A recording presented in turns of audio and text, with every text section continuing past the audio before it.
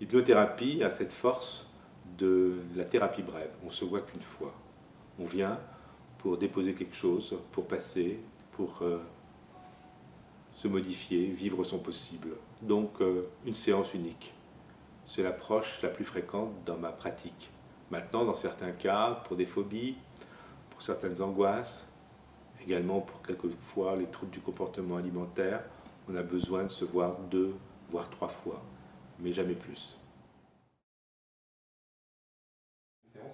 D'abord, ça passe par la prise d'un rendez-vous au téléphone, donc c'est l'occasion aussi de partager déjà un premier contact.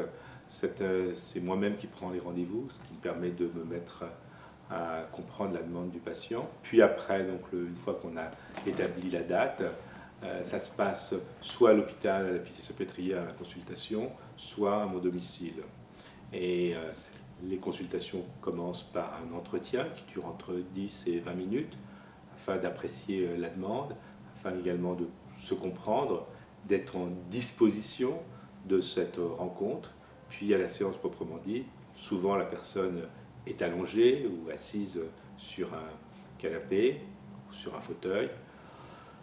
La séance est une séance ericksonienne, j'ai envie de dire classique. Il y a une phase d'induction, c'est-à-dire une phase où on se détend, on se détache un petit peu des pensées pour être un petit peu plus dans la conscience.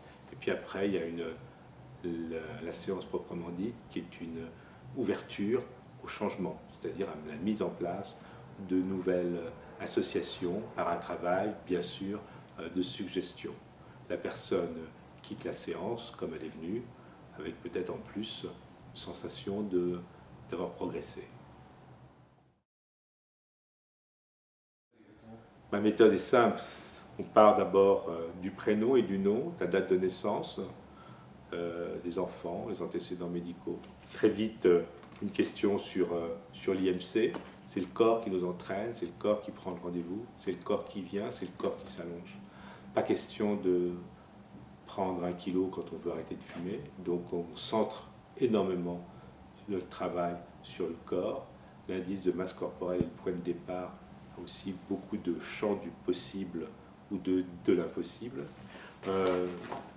Un questionnement simple sur les motivations, sur les hobbies, sur les désirs, sur les difficultés, sur les émotions. Et puis après, on ferme le cahier et puis on travaille la séance proprement dite.